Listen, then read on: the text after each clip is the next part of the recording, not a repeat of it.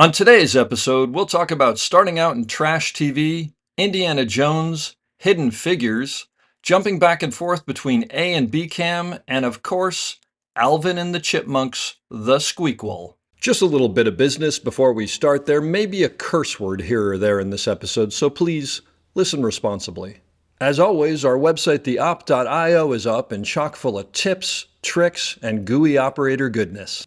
Make sure to check out The Breakdown, where the best operators in the biz explain shots they have done, The Musings, where we discuss everything from quick tips to larger concepts of storytelling, the answers, the images, and so much more. I may or I may not take a break or two during this episode, but I promise that none of them will be longer than 22 seconds. Finally, if you are enjoying the podcast, please follow us, write a review, share us with your parents, and talk us up around the water cooler with your friends. So grab a beverage, sit back, and enjoy the op. Thanks for listening. Lock it up, nice and quiet, and let's roll. Rolling. Victor 30 Echo, take 2. Hey, Mark. Hey, Mark. And camera set. And action. Hello and welcome back to The Op, the podcast where we talk with operators about operating and the art of visual storytelling. My name is Dave Comides and I'm your host, and we are here yet again and thankfully from the Panavision Theater in Woodland Hills because it sounds much better than the shed in my backyard. I'm really excited today to have a great guest and a great operator, Mick Froehlich. Mick has worked on a ton of stuff. A little sampling here is Indiana Jones and the Dial of Destiny, John Wick Chapter 4, Matrix Resurrections, Hidden Figures, Fear the Walking Dead, Veronica Mars, The Newsroom, and 2 years ago, I believe, he was nominated for the SOC Camera Operator of the Year Award for television for the TV show Hawkeye. The list goes on and on. Mick, thank you very much for being here. No problem. Thanks for having me. It's great to see you. I haven't seen you in a long, long time. I know. I think it was, end of last year or the year before, we were maybe going to do a show. Oh, I forgot about that. Fizzled COVID and all the confusion That's of it right. all. And then the time before that was when we met on Happy-ish, which was like 1982 or something like that. I know, and it took that long. I don't know how we could know of each other and then it'd be that long. Yeah, exactly. Well, that's the way it happens. You're always busy. Neutrons collide. So listen, tell me, how'd you get here? What's your story? I have probably a very unconventional background as far as migrating towards operating in film and narrative television. It was probably 96 or 97 I moved to Chicago after university. And I went to school downstate Illinois. And I went up there to either go to law school and be an attorney, because I had 2 bachelor's degrees of fine arts in film and a political science bachelor's. And after about 5 minutes of thinking about it, I knew I would never be a lawyer. And I ended up... Thankfully. Yes, yeah. Although, right now I'd probably... Right now in the strike, maybe. could be more helpful as an entertainment attorney. Yeah. But no, I ended up working on a talk show called The Jenny Jones Show, like complete trash TV. I think I remember that, actually. Oh, was it? It was a nationally syndicated show? Nationally syndicated show. And across the hall was another syndicated hit called Jerry Springer. Classic. Which, for, finishing high school in a really small town, going to a university in another small town, and then moving to the big city with aspirations of working in movies with 0 connections and 0 chance of breaking in, I thought, holy shit, I'm working on a TV show. Big time, baby. Of course, I call my parents and I tell them I got a job on that. My mother was silent for about 5 minutes. And then she said, well, at least you have a job. There you go. So I did that. And, it was a strange time in Chicago because the industry back then, it was probably the good old days is how that would be described, right? When the movie went on location, they took the whole crew on location. Maybe you picked up a few extra camera assistants in Chicago, or it was the good old days unless you lived in Chicago. Yeah, and of course there were people in Chicago, the Carlsons and people in Chicago that's who you hired when you came to town. Yep. So if you're a nobody who knows no one, then you don't have a chance, or at least that's how it felt. And I did that for a few years. I worked on those syndicated shows, and I was, helping out, and then I was operating a camera, and I was filming these vignettes for the guests who were coming on the show, which you can imagine how colorful those were. but I was also being sent on the road with like a lighting package and a sound package and a DV camera, which I was like, what is this? You know, in school we worked with film and we were, you know, DV cameras didn't exist at the university. And you were a one-man band when you went on the road? One-man band. Wow.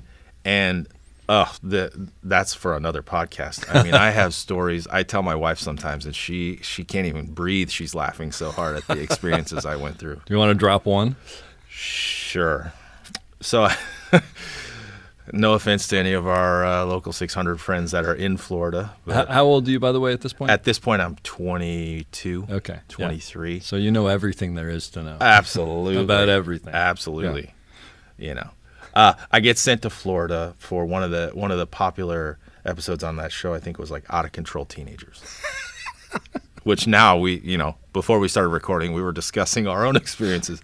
But it's go deal with this father and his daughter who live in a trailer in the middle of the swamp just outside Orlando, and that just sums up Florida in 30 seconds. But the experience of shooting goes fine, right? You're learning how to light interviews. You're like, oh, this is nice Rembrandt lighting, or this is shit. You know, I know not to do that ever again.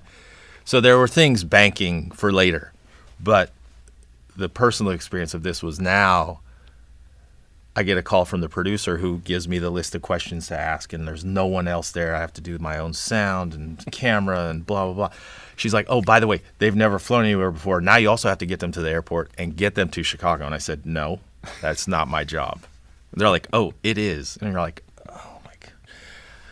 I'm making $600 a week in 1998 to do this. $600 a week. So just when you guys are complaining about what a PA makes, I feel for our PAs, and they work their butts off, and I feel horrible. But I was making less than what a PA back then made. Yep. I have to get these people to the airport, so I drive them in my rental car. We get to the rental car return. I get them to the terminal. I said, look, you go to this gate. Best of luck. Well, how do I find it? Oh, no.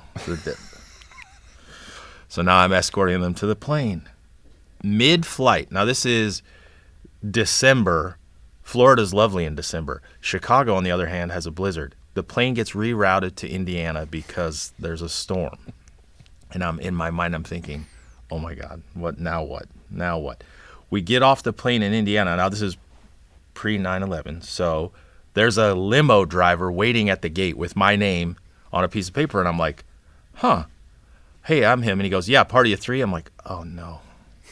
Now I have to ride in the back of the limo with these people from Indiana to Chicago, which, barring any weather, is, well, I want to say probably 4 hours, maybe closer to 5. It's 8 p.m. We get into Chicago at 2:30 in the morning.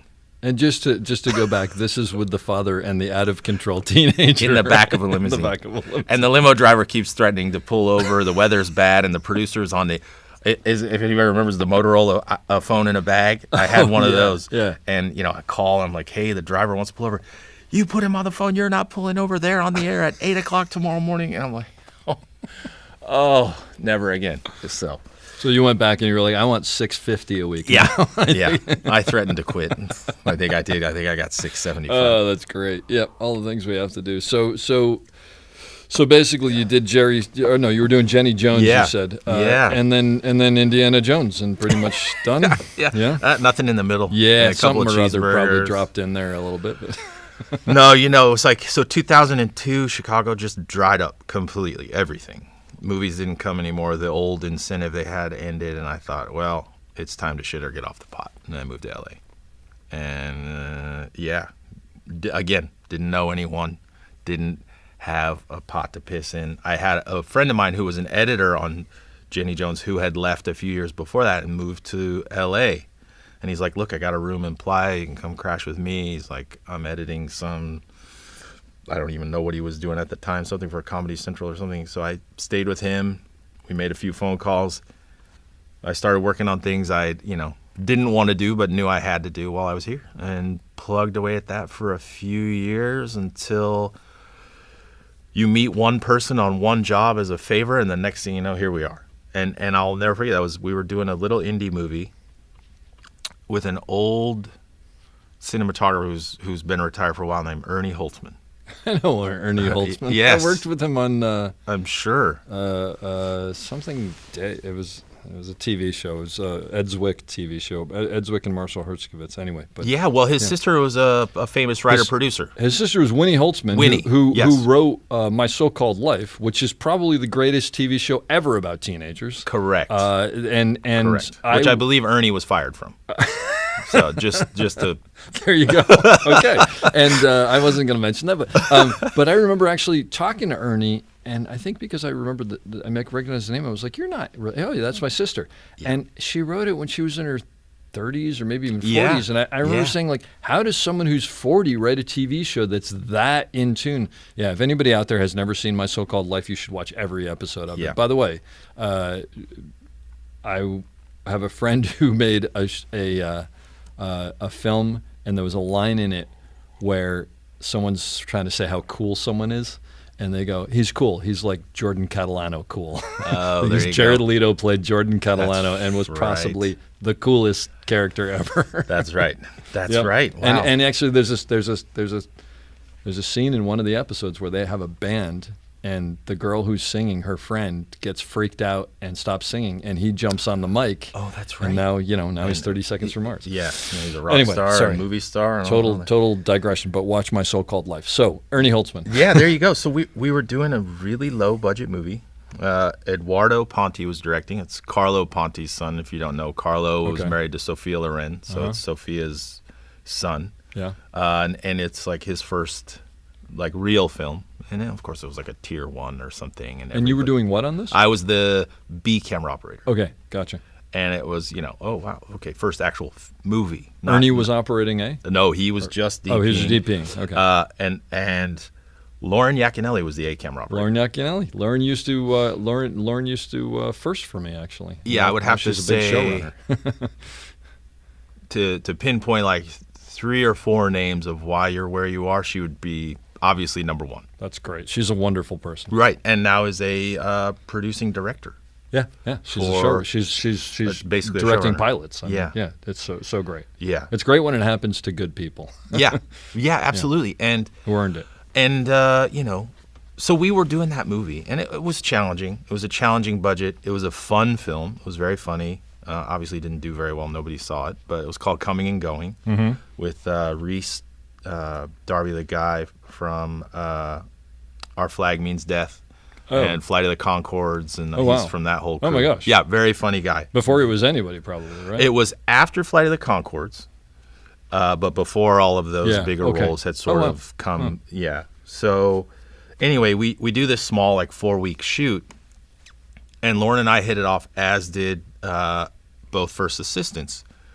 And as you know, in this business, if you're nice to people and you communicate well with other people, even people you don't know, your phone is going to ring. And I think that's like the one thing. I sound like a broken record when I talk to people who are like, what makes an operator great? I was like, just be nice to people. Be use your ears more than your mouth. Be nice to people, and things will happen. I don't think people give that enough credit. And the one thing I'll say is, I don't know if things will always happen, but I think the reverse is, if you're not, they probably won't.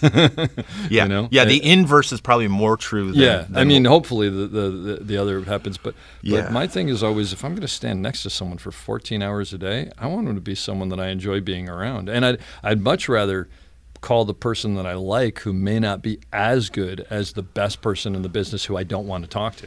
Absolutely. Absolutely. And I think that goes, miles further than being, I don't think you could be titled an incredible operator without being likable. Yeah. You could be an incredible technician and be someone I don't want to stand next to, but you can operate the wheels and the crane, and you could set up a dolly shot better than me, maybe. That's fine. But if I don't want to be next to you, I am definitely not going to call you. It's not going to happen. Yeah. That's exactly right. Over the years, I've definitely said no to people that have been on the list. Oh, can we bring this person in? I'd rather not. Yeah. And do you feel bad? Because, as you know, in this business, it's all about reputation and work. And a day of work could mean, make or break for people's health insurance. And you carry that burden sometimes. But then you go, well, you know what? They made that bed. That's exactly right. Right? Yeah, they made their bed, they got to lay in it. Yeah. And, it's a trying time right now, especially with everything going on and with the strike. The slowdown that so many people were already feeling back in February. I look back and I can't even believe it. Like I had heard rumblings of it after the new year, and I thought, oh, come on, there's no way. Like, I think it's going to be all right. That happened last go around and everything was fine. Yep. And then as it got closer, you're like, ooh, I'm walking toward a cliff. Yeah, right. By the way, for anybody who's listening to this, because I have no idea what the future will bring, we're talking about the writers-actors strike that's happening in 2023. We're not talking about the one that's going to happen in 2026 or 2029 or the local 600 or the local, IATSE. Yeah, so just putting it in the right thing. But yeah, it's I know people who haven't worked since, but it's almost August now, since January. Yeah. And that's not unheard of. So yeah. But that said, that's part of the business, right? I mean, you hope it isn't, but the reality is, this is now this is the second or third major shutdown I've been through in my career.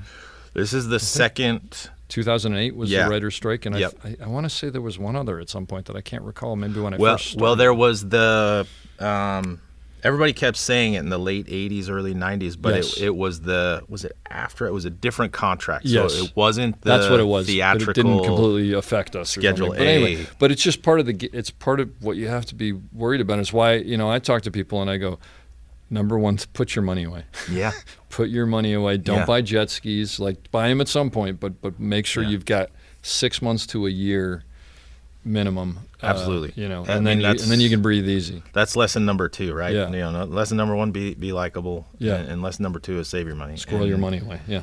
Because, I was fortunate enough to be working right up until SAG went on strike. Our movie literally was shut down by the strike. That's great. Yeah. So we were one of 4. You were like one of the last ones going. Yeah. Yeah. One of the 4 projects in the continental U.S. to still be shooting. Yeah.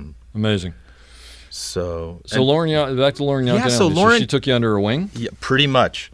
That movie was in the summer, and that fall she was working on a show, doing a camera on that show. Wait, let me cut you off for 1 sec. Yeah. Just so basically, you on Jenny Jones, you're an operator, and that's basically just holding talking heads, essentially. Pretty You're not much. doing like anything intricate by any means, or anything dramatic by any means. No, but funny enough, I also would help out on the floor, and we would be there when they would do the syndicated recording, which now on that sort of television, that was NABIT.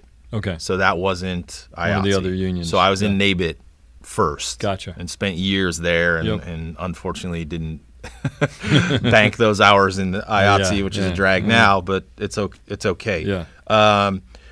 And I did occasionally get thrown in, grab that handheld camera. Oh, I got you. So you had a little bit. A little live recording, getting like, oh, I have no idea what I'm doing. But then you get onto this movie with Lauren as a B camera operator. Yeah. And I mean, did you even know what was expected of you? Like, had you been around stuff enough to know this is what a B camera operator does? Not enough. No, absolutely not. And were you straight with her about that? Oh, absolutely. Okay. And I said, look, here's my background. Here's the things I've done. I had shot a few dramatic things. I had done some narrative stuff. I did a little like splinter unit for Weeds because at the time I thought, I'm just going to be a DP. That was like the road I wanted to be on, right? And then looking back, I was like, wow, that was foolish. But, again, I don't think I would change anything. Mm-hmm. I think I'm where I want to be at the point where I want to be at in my life. So we had that conversation, and I mean, look, IMDb even then was like truth serum. Yeah. People are just going to look you up. You can't hide. Yeah. Before you even show up, they're like, oh, okay, so this His is name's where not even on it. Yeah. Like, these credits are kind of a joke. Yeah. Political hire. Yeah, fine. I'll admit it. Yeah. I got no problem with it. There you go. But it clearly didn't affect where we went after that movie. So that said, though, just going back to that, because it's really, you were cutting your teeth. Did you rely on her a lot? Oh, Did yeah. you check in with her a lot? Oh, absolutely, because I would watch her run the floor, and as seasoned as she was, and the background, her father was a DP. She came up as through the ranks, put her time in. First. Yeah, absolutely. She was an exceptional first. And she was really good. An exceptional A operator. Yeah, I never worked with her, but I heard that from people. Yeah, I mean, doesn't surprise me, by the way. Took so much just from that movie, and then later down the road, as the B camera operator on subsequent TV shows with her, and then as the A operator for her when she was DPing. Oh, great. So when I say like, Yeah. she had a big influence on me, it's funny, we haven't spoken in a couple of years just because we've gone different ways. Yeah. But it's funny, I look back and it's like, without that phone call of, hey, can you come in and we got a C camera on this TV show? I was like, yeah, sure.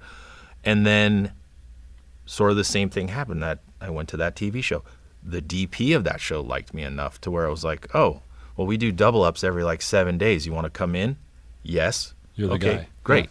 So then This then was it the was show after after the show. movie. Do you remember yeah. what show that was? It was called Lie to Me with Tim Roth. Oh, Lie to Me. On Sure, Fox. I remember that. Yeah. Okay. So suddenly you're actually getting thrown in the fire every couple of days and getting like brought back. thrown in the fire is putting it mildly, because I think, on your list of questions, I remember reading one of them, and it was like, was there someone who was influential in were you ever out of your element? I was so out of my depth. I'll never forget one night.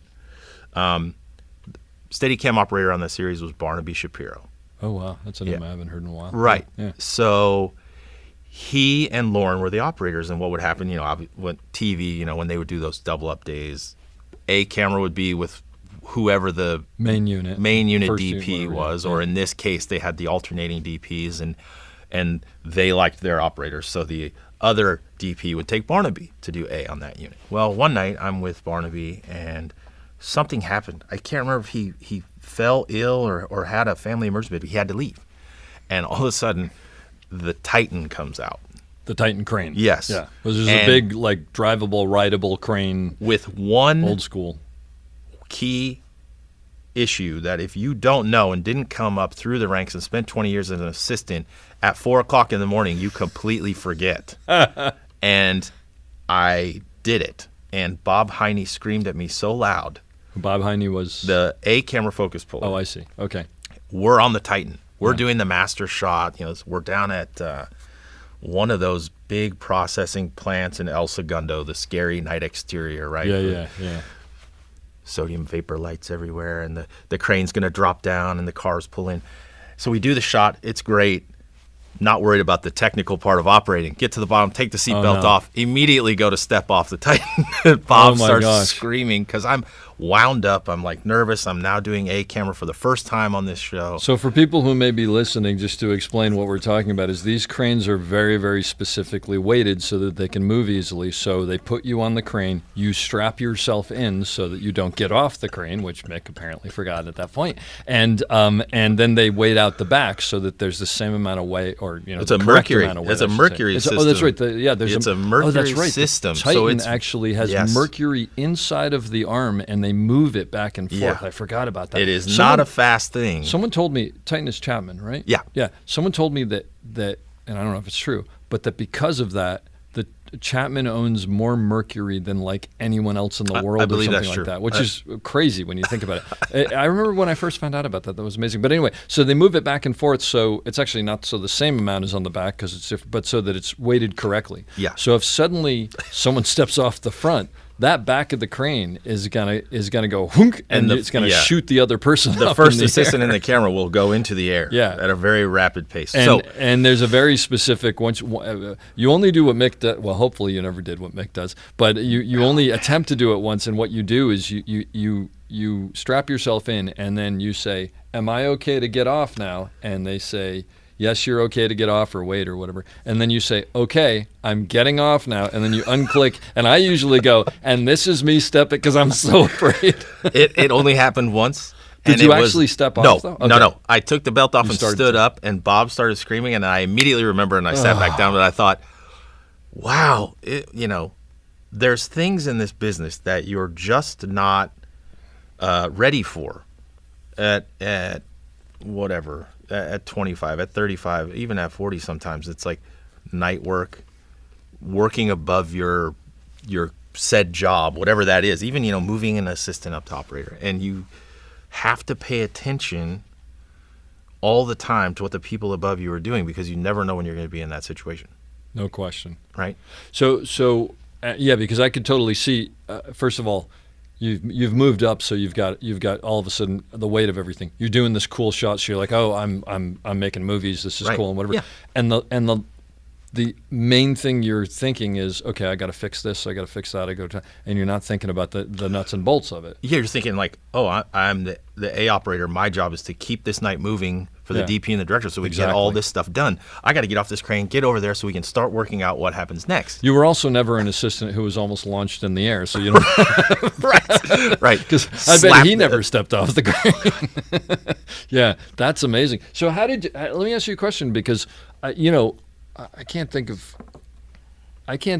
a situation of mine, although they exist. I just can't think of one. But where you do something that is so bad, or almost in this case. Yeah. How do you on set in that moment? How do you recover from that? Like, because that has to throw you and suddenly make you go, I don't have any idea what I'm doing. How do you not let it destroy you when something big happens like that? The implosion was happening. Yeah. And the DP came over and grabbed me, and immediately we moved forward, and we didn't talk about it, and nothing happened. And I learned a very valuable lesson there as well that I've carried with me to this day, to the last movie. When something that near catastrophic happens, you just don't. In the moment, you don't dwell on it. You move past it. You keep the day moving. At the end of the night, you talk about it. You basically do a breakdown. What did I do wrong? What can be better? How do I never do this again? Exactly. Yeah. Whether it's with yourself, which is what I did in the car, because I was like, that's it for me. Yeah. The phone's never going to ring again. Yeah, I'm not even on the call sheet. Yeah. I hear you. Yeah. But, and it's like looking back on it, I was like, that was just one of those things where obviously the ambition side of me took over the common sense side of me for 30 seconds. Yep. And again, another valuable lesson. Could happen to anybody. By the way. Absolutely. And it's, fortunately, we don't use that piece of equipment very much anymore. And when we do, it's almost, I think the last time we used one, we put a 50-foot Techno on the Titan. Oh, my gosh. So I'm not anywhere near it. No. I'm on a set of wheels. A remote crane that you're operating remotely. But you've got two grips standing there with a Titan. I will tell you, I can't remember his name, unfortunately. Our key grip on this movie, Dead Man's Walk, which was a movie that we did. Andrew Mitchell was my first assistant, and I was the B camera Steadicam operator. It was a movie of the week. It was a mini-series, Lonesome Dove mini-series in Texas. And our director was with the finder, and they put him up, to look at a shot. And they had said to him, "Now don't step off." But of course, the key grip is there anyway. It might have been the dolly grip. No, dolly grip was probably in the bucket, so key grip was standing there just in case. And as soon as they got down, before anybody could do anything, the director stepped off, and I remember watching this, and the key grip lunged and grabbed onto the edge of the platform. Oh yeah, because he was smaller though, got pulled up about halfway in the air and is hanging 6 feet off the ground. But in his mind and in everybody else's mind, has successfully averted disaster, because otherwise the bucket would have come crashing down and would have destroyed the crane. Yeah. And we decided then that the director was not going to go up on the crane. No longer allowed. Yeah. But it is kind of amazing to me sometimes how innocently dangerous this business can be. Absolutely. With stuff that clearly is dangerous, but we don't think of it. I even look sometimes at you're working on a Hustler dolly or something with a pneumatic arm like that could totally crush your leg. And inevitably you're in some physical position where your foot is down inside there where it shouldn't be, but you're like hanging out over the end, so you're countering yourself there. And at any point you're like, well, if the hydraulics just went, it would just break. Or even if they didn't go, your dolly grip's always watching, but if for some reason they were ready to do a sudden drop and you were in there, it would just snap your leg in two. Yeah, absolutely. Good times. Absolutely. So get in the film industry; it's good for you. It's all about longevity. So Lauren, so basically, it's one of those work became work because you kept on meeting people and moving forward. Yeah, exactly. And then that show on Lie to Me, I met a first assistant that I, to this day, still work with. That's great. We just did a big second unit back in January for a film. And we've been friends outside of work and obviously on set ever since then. So, and it was one of those jobs where when you're the B camera, you're just there. I was always right behind Lauren. Yeah. And within earshot, whether they were talking about what she was going to do or what the coverage was with the director. And that's sort of that thing of like, be the fly on the wall. You're going to learn more just by listening and standing there than you are by being on the dolly thinking you know everything. And, I bet we need this shot. I bet we need that. Well, maybe you should go listen for a little bit. Yep.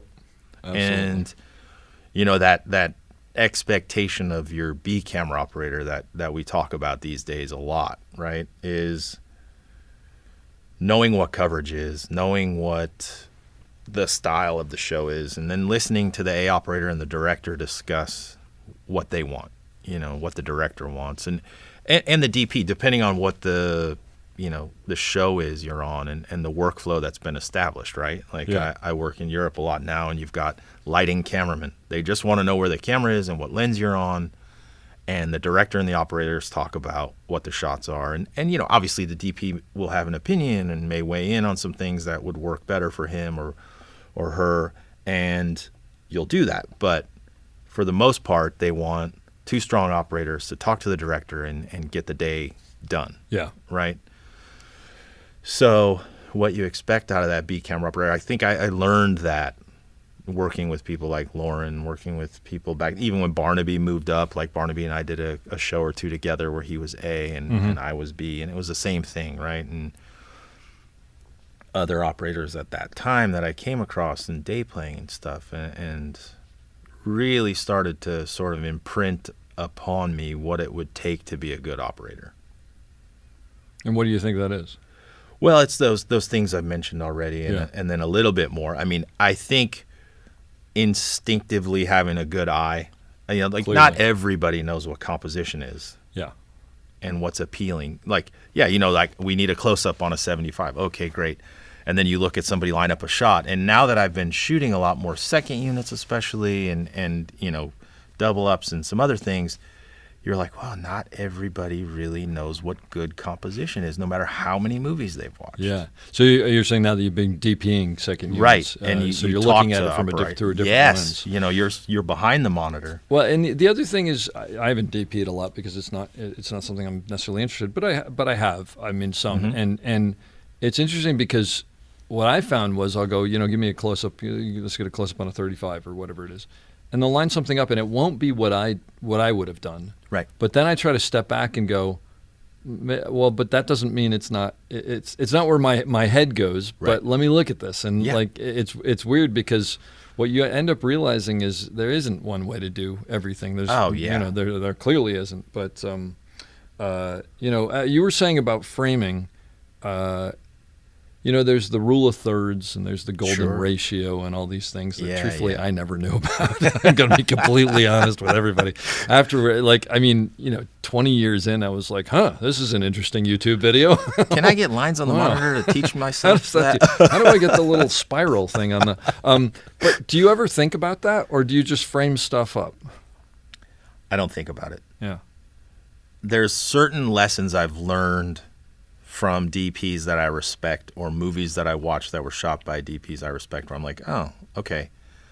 Like short sighting, it was like a thing, right? And it still kind of is. It comes and goes. And, it has this like, it's going to be artistic. We're going to do this like German impressionistic, like everything's short-sighted, too much headroom. Yeah. Oh, okay. Because that's never been seen before. What a genius. But the problem with that is that composition can be effective when it means something. When it tells the story. It can't be effective if it's just, this is our visual language. Okay, but why? Yeah. I'm a pretty well-educated guy.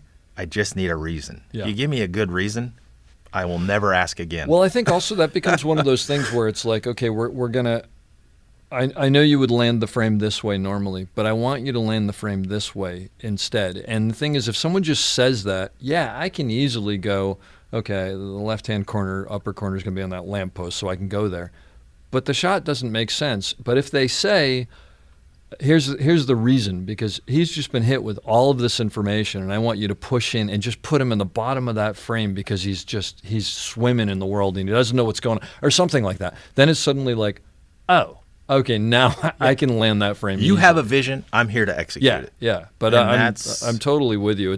It's funny because it's funny you say that short-sighting had its moment, and everything has its moment. It's like, now we're going to do this, and now we're going to do that. Yeah. And at the end of the day, it just comes down to how do we tell this story? Yeah. I don't care whether it's short-sighted or not. It's this. That's right. This shows me that this person is clearly just. I mean, they're almost falling out of the frame. Like their world is falling apart or whatever. Yeah, it's taking over. Yeah. It's taking over their existence in this story. And as I've gotten farther in my career, that's the stuff to me that actually I think is fascinating, is where they give you this story, and then you can frame it and tell the story. You can propel the story just with an image, with one shot. Yeah, with one shot, you can sum up an entire act of a show. Yeah, whether it be a 1 hour narrative or a 2 hour film that has its scenes, and that is what I'm looking for. Look, we've both worked with plenty of people we respect and don't respect, whether they're the director or the DP. Let's be honest, you can't get along with everyone. No. And even if it's not that, it's just, look, you've got your style. That's not mine. I don't get that. And I've actually had a couple, not many, but I've had a couple shows where people have called me, and I've sort of gone, I just don't think this is going to be a good. I don't think you're going to be happy with me. Yeah. And mainly because I don't think I'm going to be happy. So I just don't think this is the right fit. And that is the luxury of where we are in our career. No question. Right. I mean, I think to be able, someone told me once, the first time you can say no to a huge job is when you've made it. Yeah. Yeah. Or at least you're comfortable enough that you're going to work and you can say no to this job because it's not going to be a good fit. I'm not the right person for your show. But yet there's still hurdles. Like I had one last year. It's fine. Yeah. It's going to happen, and they're unavoidable, Can you, without saying the show, can you explain what that was and how you dealt with it, or? Yeah. Oof. It was a really uncomfortable 2.5 months, honestly. It was a movie, and, I ended up there by default, really. I mean, look, we all get a reputation for being good, being nice, whatever, being capable, and then I don't do Steadicam. And the director didn't like Steadicam, knew they weren't going to use it, so to save a big budget item was just like, not even carry one. Yep. Let's get someone who doesn't do it. There aren't many of us, right? That list of operators who do movies, it's gotten less, yeah. Yeah, it's gotten less. And look, I mean, at some point I'll probably move up in the next year or two, so that's another name off the list. Yes, you move up to DP. Yeah. So, anyway, during prep, I already knew I made a mistake. Oh, because of a personality conflict with someone? Personality, but also I looked up the material of the director, and I was like, oh, okay, I see the vibe, but maybe he's cool. Maybe we'll hit it off. Yep.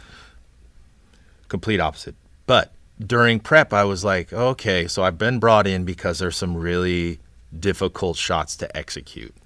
Third axis head crane up on a platform, doing all kinds of things that take experience to execute. Not just the spinning of the wheels, but how to fix it.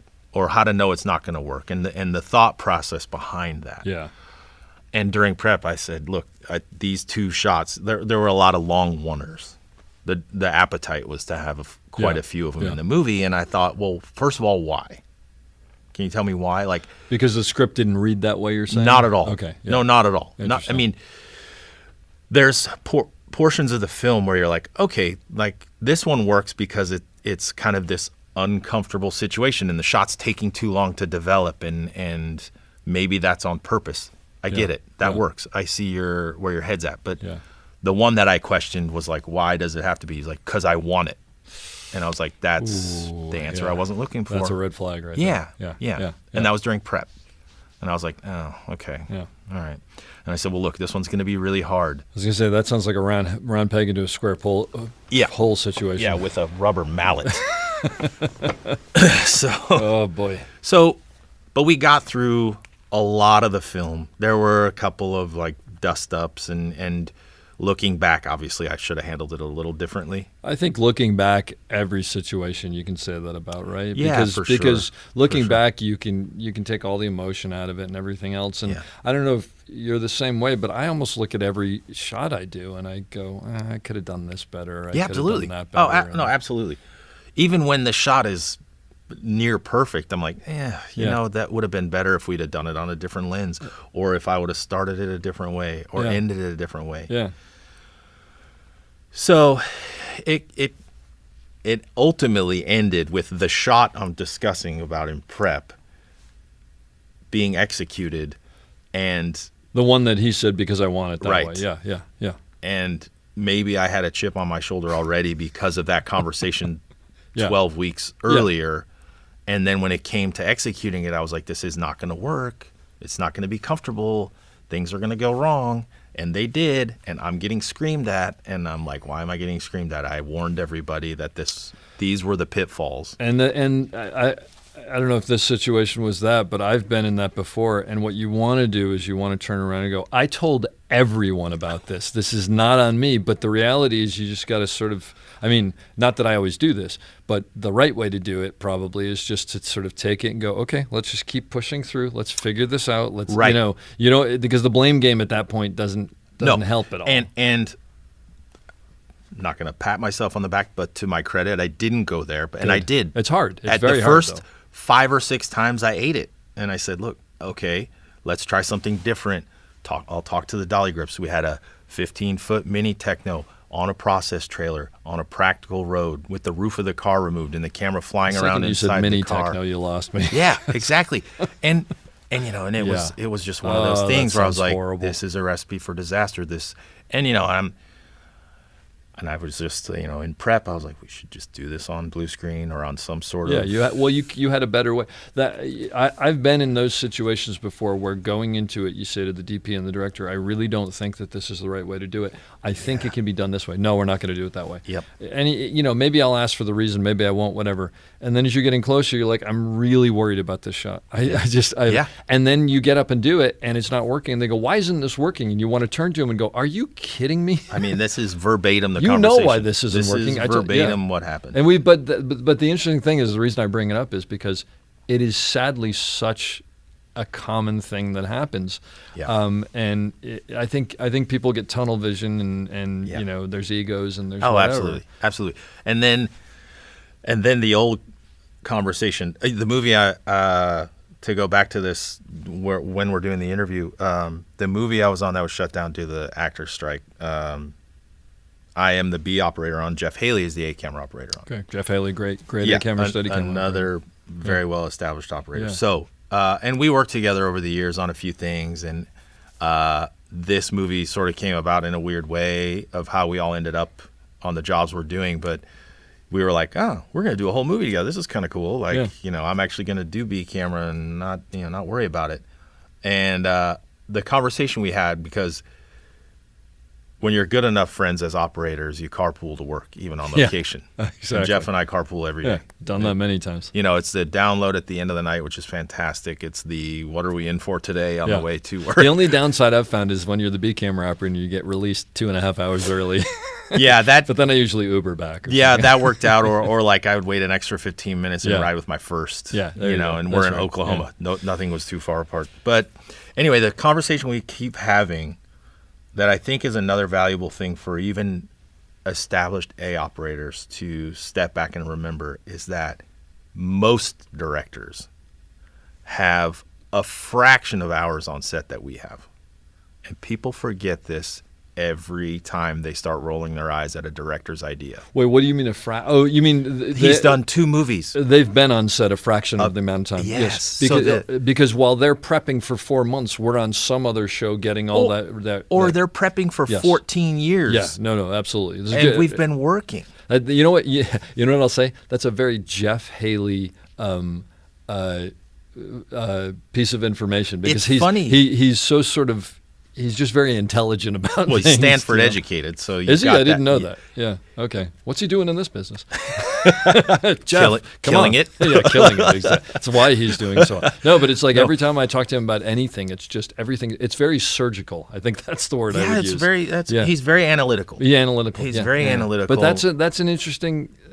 And Yeah. I tell assistants, I tell seconds, people who get frustrated, or even actor friends, that when they like confide in you, because as you know, like if especially on, let's say you're doing a narrative television series where it's you and the actors for months, And directors are coming and and go, going, right? yeah. Maybe they have 8 episodes of television under their belt when they come in on a huge hit series, let's Yep. say, right? Do the math. I mean, that's maybe 250, 300 hours. Like, look, we have to have 450 hours every 6 months, or we don't have health care. That's exactly right. No, it's a good. It's So- look. It's an excellent point. that And he and I both had felt that way before. And when we started having the conversation, he goes, "Oh yeah, you tell people that?" I'm like, "I tell them all the time, I've never considered that what you're saying there because all the time." Like, I looked at my hours just because I get weird about it when people are like, "I'm 40 hours from losing my health care," and I'm like, "Oh, I should look and see what happened." Like, okay, well, as of this July, I had 1,280 hours for the last 6-month qualifying. yeah. 1,200 hours on set That's a lot of hours. in 6 months. Well, and then you look at your lifetime and you're like, Yeah. oh, Oh, my gosh. yeah. Forget it. Yeah. But the director has 400. Yeah. His whole career. Yeah. Now, granted, he's also got 400 hours in the edit bay and way more hours in meetings Sure. with studio executives. But when they're on set and they, to the conversation we were having before we started rolling, he has to see it. The director had to see it to understand Some it. directors, yeah, you It's can't because explain they it. don't know what a 50 looks like 8 feet away from the actor. Nor, by the way, should they? I mean, Correct. Yeah, I mean, Yeah. well, it'd be great if they did, but you can't expect them to because Right. they're also working with actors and working with locations and they've got so many other Absolutely. things. But at the same time, then you got to go. Well, then why aren't they listening to me? Well, no, that's true. But then, Yeah. and I think that's probably just the course of the business as it's gone into wherever we're going, into the great unknown. But Yeah. when you have old directors like Billy Wilder and all these people who probably could tell you, I want a 35 over there in the corner. Well, Hitchcock, right? Hitchcock, the perfect used example. To say, from what I understand, he would ahead of time say the boom mic will come in from here. It'll be at a 35. As someone said that he actually found the production aspect of filmmaking to be the boring part because there was so much prep ahead of time. So Yeah. it's a Well, I perfect think example. Fincher just said the same thing. Fincher sounds like he would. Actually. He actually said he loves the prep. He loves the meetings. Yeah. He loves working with the actors. He said the boring part is rolling the cameras. He finds it exhausting. And believe me, he does. Yeah. Like being on set with him, it pains What'd him. you work with him on? We just did a movie last year called The Killer. Okay. That'll come out, I think, in November of this year. And was it the Fincher thing where everything is sort of locked off and he after the fact? Well, we weren't locked off. Okay. So the misconception about that is there's a lot of operating that goes into There it. is. And I think that this is where Brian Osmond, who's done a camera for him since Mindhunter, hasn't been nominated or recognized enough. Because everybody thinks that Fincher's really, really Right. doing and, it after and the the fact. stories are true. Like he's like, oh, I don't, I'm going to reframe everything anyway, Yep. and all this and that. And that happens. Absolutely, it happens. But he also has very specific rules for the camera movement, and they exist. Like anything you can don't do this or oh, absolutely. Like diagonals are the devil's work. really? That was a quote that everything is square. everything is square. That's Tilt, pan, dolly, boom. Wow.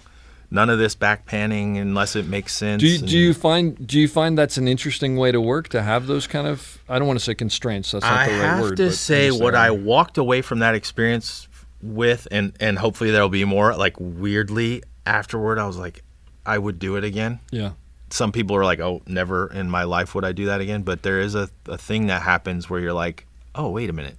He just expects everyone to be at the top of their game. Which I mean is hard, but Absolutely. I personally appreciate because Absolutely. you want everybody to be Yeah, at the top and of their game.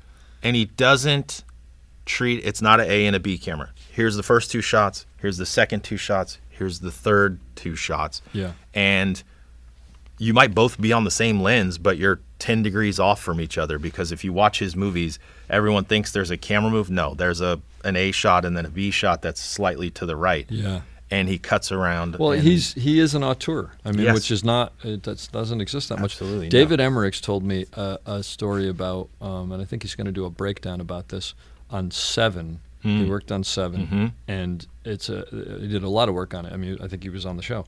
But there is a shot down the stairs where it's one of those, halfway down the stairs, and then there's a landing, and halfway down the stairs, which is a Steadicam, and these were steep stairs. Steadicam operator is the hardest thing to do in the world. Absolutely, yeah. And Fincher's only note was, I don't want this to look like Steadicam. Yeah, he hates Steadicam. and David, by the way, killed it. Yeah. I mean, it's I that don't even great know how he shot did. when they see Kevin Spacey but don't know who he is yet. Yeah. It's that shot, and it's perfect. It's perfectly executed, and that's what happens when you work with a director like that. Yeah. Everything is perfect. Execution has to be perfect. Yeah. And you come out of a movie like that, like on your A game. Absolutely. Like you are now thinking on a whole other level. So when you go into something like that with someone like Fincher, do you just throw all of your ego out the door? Well, you learn to. Yeah. And in that movie, they started in France. They had a French crew. Then they went to the Dominican for a couple weeks, and I got a call from Eric Messerschmidt. Hey, can you come? I need another operator. Yeah. Sure. Would love to. I think I'm up for the challenge. And by the way, for Eric Messerschmidt, I'm assuming he was DPing that. DP, yeah, correct. You got to probably be very careful about who you're bringing into that situation, because you don't His want neck was on the line. But not only that, but you want operators who are great at what they do, but who understand that they need to do what they're being told to do, as opposed to, I really think this looks better. I don't think Fincher really wants those people. No. Yeah. And then you have this moment, right? Like I believe we did probably about 10 weeks. I think was what I was there for. And one night we're doing a scene, Lower Wacker in Chicago. That culmination. We've gone full circle, right? I'm back in Chicago shooting a huge movie with David Fincher. I'm like, oh, And okay. you're in the classic place where the Blues Brothers shot. So there's that. Exactly. We're This is literally down definitely there, and Lower you're like, Wacker and I'm Drive. like having all these flashbacks of like, oh my god, I used to take this walk in the middle of winter to trash TV, and now I'm doing like That's probably kind of cool. You've come home to roost. right, Yeah. right. It's nice. And we're gonna do this this shot, right, where there's an arms deal happening and blah blah blah, and Fincher looks at me and he says, well, what do you think? Should we do a 40 or a 50? And I'm like, oh God, he has asked me what I think. Did everybody stop? No, all of a sudden I saw Eric in the background, little like wink and like, okay, he now respects you, and that's great. it, right? And then you say the perfect response to somebody like David is like, well, the 50 will get pretty exciting. And he goes, I don't like exciting. Put the 40 on. There you go. Nice. So like those are the things you learn too, right? It's always about listening and paying attention, and to go back to that. Now you're with an auteur director who there's not a lot of input from the operator, really, almost none. He doesn't want any, probably. No, right? doesn't need it either. Well, that's a better word. He doesn't Yeah, need it because he does know exactly what he wants. He sees his edit in his head. Yeah. He's already figured out the entire movie, honestly. Yep. And everything is like to the inch figured out. Like I was impressed. And it makes me think of something that I think is also, it's a great thing. It's a great lesson for younger operators, older operators as well. You come into a place like that where, it's Fincher, or it's not even a Fincher, but the reality is if they don't know you, everybody's watching you when you get there, and they're sort of poking and like your dolly grip right off the bat is poking and testing you to see what does he know, what doesn't he know, how's he know. You're testing your dolly grip, you're testing your AC, and not actually like by design. You're just gathering information of like, can I trust this person? Yeah. Is this person going to pull me out of the fire if I get yeah. And I think directors and DPs are doing that with you when you come in. I mean, Eric knows you, so he doesn't, but I'm sure Fincher was doing that. And so in that situation, do you just basically keep your head down, be quiet, do your work, and then slowly start to go, well, would this work better for you? Know what I mean? Well, it was. This is a funny story. So that we started on January 3rd, right? Come back from the holiday, but this is still like pretty thick in COVID. So we come back. It's masks. It's indoor set. It's a whole thing. 3 days in, I'm like, I haven't said a word to anybody. Yeah. Other than my dolly grip and the focus pullers who I knew and everything, and you know, and keeping the day going. But like I've barely even said anything to Eric other than, oh hey, do we like that? Is that too much kick on the wall over there? Yeah. Blah blah blah. We're gonna do a 6-day week, and on that Saturday, the lead actor gets COVID. Oh. So this is early on enough where we're gonna shut down for a week because there's nothing to do. Yeah. And all I'm thinking on Monday is, I'm going to get a call and be put on a plane back home. Like, Sure. That week went terrible. The way he was speaking to me, how difficult everything was. Let me ask you one quick question and interrupt. How many years have you been operating at this point? At that Ballpark? point, 18. Okay, so 18 years in, you're still thinking, I'm going to phone- get sent home from Yeah. this movie. Yeah. I'm going to get an email with a plane ticket in about 2 hours. Yeah. Yeah. I basically, by the way, will show up going, why did they hire me? Yeah, I pre-stress out about that. exactly. But anyway, so COVID It never goes away, does it? No, it doesn't. No, I mean, never you know, goes. it's like you're like, should I put all my stuff on the truck? Because I'm Yeah. probably going to get fired this afternoon. Unbelievable. So you're thinking you're going to get sent home? And then Tuesday morning, the office calls and says, not only are you not getting sent home, we're going to keep you on until the end of the film.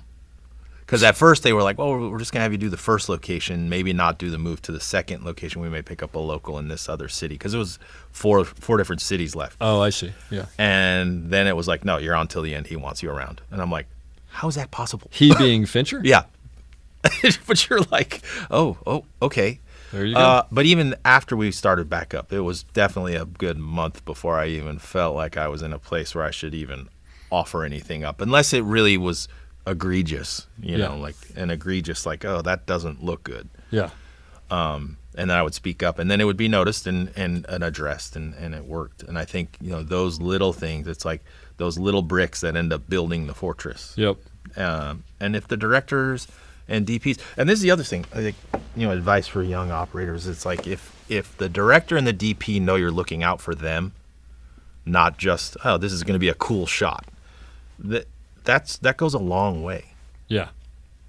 And that doesn't necessarily always mean the same thing on certain movies. Yeah, okay, it could be like, oh, you're looking out for the DP's lighting on this, or you're looking out for the eye line for the director by knowing when we turn around we owe something with another eye line, just so they're not screwed later when they're cutting the film.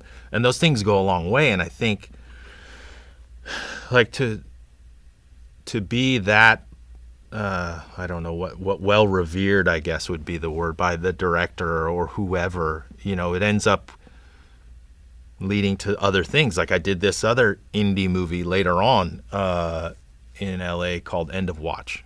Oh yeah. Okay. Tier movie again. Yeah. Was going to be all handheld, but all handheld in the sense of we were going to wear this thing that had just come out called the Easy Rig. Oh boy. Yeah. Yeah. Yeah. And I couldn't wrap my head around why they insisted on us using it until I went down to the rental house and I met with the DP and I met with the director, and the director told me what his ethos for the film was, and then it all became clear, and then there were no questions asked why. And what was that? It was supposed to feel as if somebody was running around with a handy cam grabbing this story. Okay. And so And- the Easy Rig, which is sort of like has this thing over your head and drops down on a rope, and it's basically swinging around, and you can just put it anywhere. Yeah, and so whatever. it wanted to feel like you were holding a palm quarter, kind of taking a family movie at a birthday So party. that would be a situation where the Easy Rig would actually make sense. Right, and Yeah. we had a very small camera. Yeah. We were using this thing called the SI2K, which was this tiny little sensor that had to cable to a box that they bolted to the back of the Easy Rig. Wow. So now you're like RoboCam. You're like Ghostbusters, basically. Yes, literally, yeah. you're with the Ecto whatever it was Yeah. called. But and we're running around all over like South Central in the night and the day. And it was a lot of like, we don't want to rehearse. We want it to feel like you're grabbing it with a handy cam and all these things that, you know, normally I would poo-poo. Yeah. Like, I'm like, no, that's not the way to do.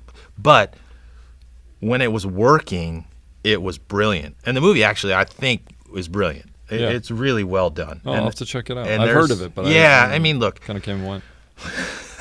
if you get Jimmy Muro going, he'll think that we stole the whole thing. He at the time was From doing a Point show Break? called Southland. Oh, Southland. Well, Southland was just we're getting out of the cars and shooting, right? Right. That was a whole thing about that. Right, and but that was also their That was sort their of style. their yeah. style. And I think they used like reds, and they just Yeah. held them in the palm of their Correct. hands or something like that. Yeah, they had them stripped down, really run and gun, and it was a really well done show for that time period. And that was like what we were talking about, things that have come in vogue, like short sighting. I think handheld at that point was like really in vogue. That was its moment. Yeah, Right, like unfortunately. Friday Night Lights kind of exploded, Yeah, and all these yeah, other yeah. things started exploding. So this director wanted to try this, but we also did like body cam mounts to feel like the police body cam, and Oh, this cool. is early on body cams Yeah. when you couldn't go on YouTube and watch car accidents and things, like people go Yeah. down the rabbit Yeah, hole now. yeah. This was, gosh, when was this? This was 2009. Oh, okay. Maybe? Yeah, sure, 2010. So it wasn't everywhere there. No, I mean, like, I don't even That's know. Was cool. the first iPhone out? Maybe. Yeah, like we It weren't. probably was, we weren't yeah. carrying. But anyway, it wasn't there yet. Yeah. So, anyway, we do that movie, and you're thinking on your feet a lot, and you're telling the whole story without a rehearsal with a handheld camera, and the director's seeing all these things he loves, and the DP's there, and he's operating the other camera, and we're working in unison, and we're getting this stuff, and sure enough, 2 years later, the director was going to do another movie, and he called me before he called the cameraman. He hadn't made a deal with the DP yet, but he was like, "You have to come do this next Wow. film. That's I want great. you on a camera." And you're like, That tells you something. "There you go." Yeah. Looking at your IMDb, you got a lot of A camera credits and you have a lot of B camera credits, and it's not you were B and then you became A. You sort of you kind of bop back and forth, right? Which is not what most people tend Yeah, it's to do. a funny conversation, Dave. A lot of people ask me that. Talk about leaving your ego at the door. That's a big one. I like to work, like we all do. Yeah.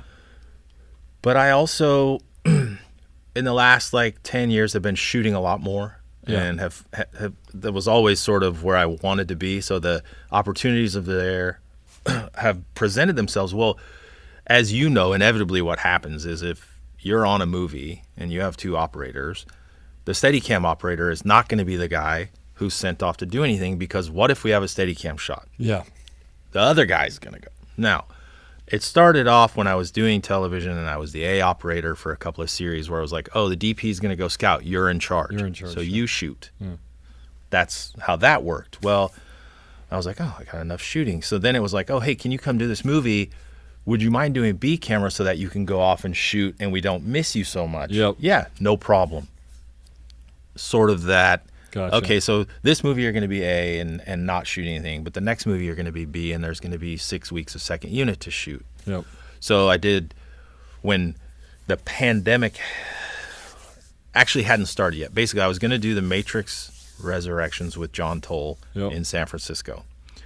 And it was that conversation of, oh, okay, well, B camera and there might be some small second unit stuff to do as we go along. Oh, we were here. We were at Panavision prepping.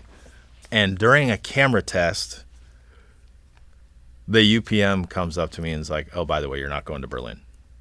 So the 5-month movie just turned into a 5-week movie for me. And I was kind of hard. I was crushed. Yeah. But it happens. I totally got why it happened. It's totally fine. Whatever.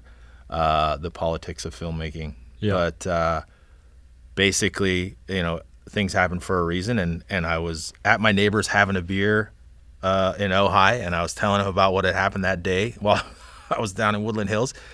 And my phone rang, and it was another DP. Hey, would you mind coming out to Atlanta? There's this thing they're doing now, a streaming series for Marvel. And I'm like, what's that? And basically it was like, can you do B camera, but there's going to be a lot of second unit. And they don't want to carry a second unit, so it'd be great if you could do it. I'm like, no, that sounds perfect. No idea what streaming is, but let's go. Yeah. So, and it was a show called Loki for Marvel. And they basically wanted all of their feature people there to make sure that this first sort of round of product. They were dipping their toe in the water. Yeah. And they had done there was 3 of them working all simultaneously, 3 different shows. and they had all their people, all the people that had done their movies were working on them. It was great. It was a good experience, but that was sort of that. You got to kind of be a Swiss Army knife in this business, and sometimes you're going to be the B operator while the DP operates, and sometimes you're going to be the A operator. I don't have that, like, I only do A camera kind of conversation. I don't like that conversation. Yep. I don't like when I've had to call Steadicam guys to come do a movie with me, and that's their answer, and I'm like, well, that's a drag. Like, this is a really fun movie, or I think this movie could be great.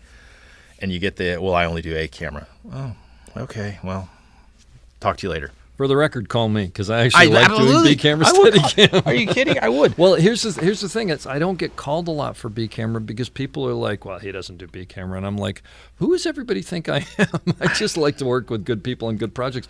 And the thing is, there's no question that I love doing A camera, only because I'm so in the mix. Correct. But, yeah, absolutely. But then, and I sort of joke about this, but I sort of don't. I actually really love doing B camera, because the great thing about B camera, and I say this as someone who's been there as the A camera operator, is as the A camera operator. I've said this before in here. I did season 2. I filled in for Jody Miller for like a month on Snowfall. Oh yeah. And Patrick Rousseau. Do you know? Oh Patrick? yeah, I know Patrick. Patrick Rousseau was a B camera operator. Patrick's like the quietest. He's so nice and he's so talented. I didn't know who he was, so I'm like, oh hey, he seems like a good guy. And of course, you go in and you're kind of. I mean, I went into a working situation, so it is what it is. But I'm sort of trying to figure out like, what does he know and what is he doing, whatever. And I'd be like, all right, we're going to set up this amazing shot over here, and it's going to come up over the rise, and it's going to see the whole city, and then come around them, and this and that and the other. And then Patrick would be like, I'm going to be here on a sandbag, and I'd look at it and be like, God, that's so much better than what I'd just be all excited, and I'd look at what he did, and I'd be totally deflated. And Jess Lackoff, my I know. Yeah, Jess Lackoff, my assistant, would be like, "It's okay, Dave, your shot's still good." I'm like, "No, it's terrible. I can't do anything." But there is, and I say it sort of jokingly, but there is that part of me that loves sort of being the B camera operator and just sitting back and then going, I know exactly where my shot is, and then finally figuring it out. It's great. There's something, and it's not that I like it better than being A, because it's a totally different set of things. But the two questions that I have, although I had a thought and I wanted to share it because we were talking about it before. You said at one point something about making a cool shot, and I wonder whether you feel this way. It always seems to me, A or B, that if you try to make a cool shot, you're probably not going to succeed. But if you try to tell the story well, you'll often come up with a cool shot. I think that the latter is what makes it a cool shot. Yeah, I mean, and it may or may not be depending on what it is. Yeah, but I yes. think that for me, it's always about telling the story, and not necessarily, when I say the simplest way, I don't necessarily mean a lock off in the sense of like, but it could be as simple as all we need is this really well timed out left to right dolly, and we're going to tell the whole story with handoffs, and all these things could develop, and it could be breathtaking. I find that 99% of the time when we come up with something and then we come up with something simpler, the simpler shot is the better shot. Absolutely. Because assuming that it tells the story. Absolutely. Because then it's less about the shot, it's more about the story. I mean, it's just the way that it falls. But so the question that I had about going A to B, though, is do you find that you have to sort of, you're doing a big job as the A camera operator and then you do a big job as the B camera operator. Do you have to like mentally turn off some switches because you're not in charge of the set as much and different things? Or I think at the beginning, maybe I did. But I think at this point, and maybe Haley would have a better assessment. I'm going to get him here next. He's like, he's terrible. No, I think what happens now is because you know what's needed, for the edit. Yeah. And maybe it's not coverage, but maybe it's just at some point we have to cut out of that big shot to something. Yeah. Whether it's even just like a medium master, you know what that is. And what I think really is helpful when you're doing A camera, what's helpful for the B operator is to know, okay, Dave's going to be over there on a technocrane on a 35, and he's starting up high, and he's dropping down. He's pushing. His right frame line is over here somewhere. So I'm going to watch this rehearsal from over here somewhere. Yep. And is there a part of the story that can be told over here where I'm out of the way, that the DP can still light, that the director can use in the edit, and that's how you have to approach your day. Yeah. If you do that, it doesn't matter what letter your camera is, you're still telling the story. Now, are you in charge of the set? Not necessarily, but guess what? Everybody still needs to know what you're doing. Exactly. You still have to communicate with everyone. You still have to have, the same sense of filmmaking that the other camera does. So Yeah.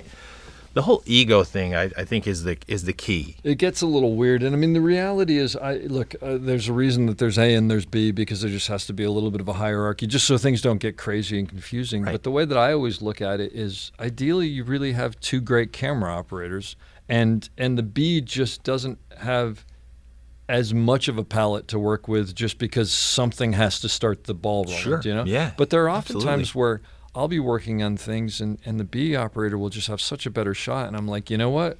Lose that piece of dolly track I have there. They need to see this. This is a better shot. Who cares? Yeah. It's telling the story. Absolutely. And I think the DPs, the good DPs, recognize that and appreciate that, because you're both just trying to make the best story possible. Yeah. And then what ends up happening, and this could be said for Steadicam operators as well, it just is a matter of looking through the eyepiece. What happens when you're on the B camera is you start looking at other things besides the blocking and what this master is. You start thinking like, oh, well, this is better lighting over here, so I should do an over on this side for this setup. And you start evaluating things more like a cameraman or a director, and you're not just thinking about shot execution. Yeah. And then I'll never forget, I was on a job back in those early days where I might have even been the C camera operator, and I was kind of getting frustrated because at any one point one of the other cameras was coming in the shot, and it really wasn't working out the way I had seen it in my head. And those early days of like, oh, I wish this could be so much better. And I remember the first assistant looking over at me and saying, hey, listen, don't worry about it. They're giving him what he needs. You're giving him what he wants. There you go. Because we're on like a 250 mil on the lead actress. And when the moment hits, You get the it's meat. Yeah. brilliant. Yeah. And it's it's the crowd pleaser. Yeah. It's everybody looking, oh, it's so beautiful. Patrick Rousseau, Snowfall. Exactly. This is my point. I have this great thing, and then I go, but they're just going to use Patrick's shot, so I don't even know if I should roll. It just doesn't make a difference anymore. They need about 10 seconds of this, and they need 3 minutes of that. But, it's so as you start wrapping your head around all of these things of years of experience, I don't care. Yeah. Am I an A camera operator? Yes. That's how I would identify myself. Sure. In any conversation. Will I do B camera? Sure. No problem. Yep. I'm doing a movie right now. But there were so many factors. A DP I hadn't worked with before on main unit. We're shooting 35 mil, which we haven't done in, I think I did a movie before the pandemic. It's so much fun. Yeah. And miss it. you forget, right? And it's because it's been so long. Yeah. It's 4 years between projects or whatever. And I think before that, Hidden Figures was the last time we did film. Oh, yeah. And that movie, again, Great movie. can you come do B? Oh, Yeah.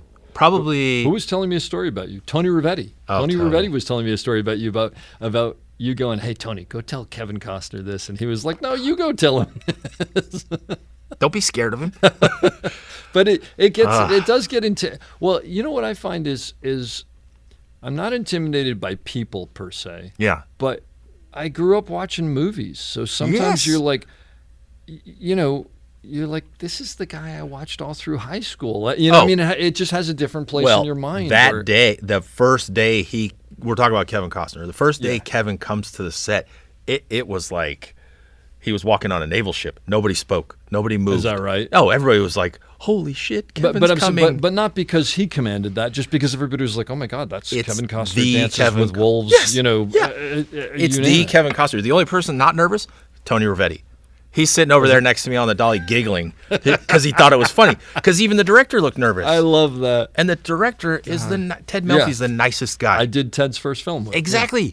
So How nice. great, right? Yeah, Ted's phenomenal. amazing. Yeah. So you could just see Ted. And once you know Ted, you're like, you can see he's playing with the bill of his hat. You're like, oh, Ted's nervous. Ted's nervous. Kevin's coming. But Ted's nervous for a different reason because Kevin's a director. Yeah. No, I get it. So now he doesn't know, okay, what can I tell Is Kevin he the actor second-guessing? Yeah, that that's true. Kevin the That's director true. isn't going to want to hear? Yeah. But Kevin is a pro. And Kevin is like, on this movie, I am the actor. Yeah. You So tell you me can what turn it you off. want. You tell me what you want. Yeah. You're crafting this. The part that he couldn't take away was that he would go watch playback every single take. Okay. But he As was an watching actor. it as an actor. As an actor, yeah. We did a shot. I'll never forget this one shot we did. John Glenn is walking along all the people working at NASA for the press conference for the first flight. And it's the scene where he sees the black girls and they're trying to steer him past without saying hi. And he goes, well, no, who are they? Yeah. And no one wanted to let them go over there. But then Kevin's like, oh, we should go meet them. They're the other statisticians and number mathematicians. crunchers. Yeah. And so it's that shot. And we're on a 3-to-1. Yeah. And So a long zoom. super long. And they're walking right at us. And, and Jason Elson is on the profile Great wide. operator. Yes. Great operator. And dear friend. He's such a good guy. So those are the 2 shots. Kevin goes and watches playback and realizes at one point he is standing right in front of John Glenn for about 10 steps, just on the stack. He's blocking him. Yeah. And he watched playback. And before I could even go say anything to him, he looked at me and said, Mick, this time I'm not going to block. And you're like, this is an Academy Award winning director and actor. And he's like, so cool. I blocked the young actor. He just wants to make the best show. He just And the wants best to make shot. The best and shot. he knew that Best- shot was going tell to be in the story. movie, Yep. which it is. Yep. And funny enough, the actor who plays John Glenn is a guy named Glenn Powell. He's in the movie I'm doing right now. Oh, wow. So That's cool. he's the lead in this movie. Anyway, so Kevin shows up. Tony's laughing. First thing Kevin says when he walks in is, where's that old fart Tony Rivetti? Because Tony said they'd done like 5 movies together. Oh, yeah, before he's that or known him for something like that. decades. Yeah. Because, if you've ever worked with Tony, he's got his tape measure. And on the back of his Rabone is written every It's movie. cloth tape measure. It's Oh, cloth it's written tape. every movie? Is every movie. Oh, how all cool. 50 feet. It goes all the way to the inside of the spool. Amazing. Tony Rivetti, who I did another one of these podcasts with, has done, I think he's actually done every movie ever made. He is just a legend in the industry and could not be a nicer person. Yeah, legend And here could at not be better. Panavision. Yeah. Just amazing. And I felt so fortunate that he was able to come in and do that film. Because he didn't start the movie. He came in about 3 weeks in.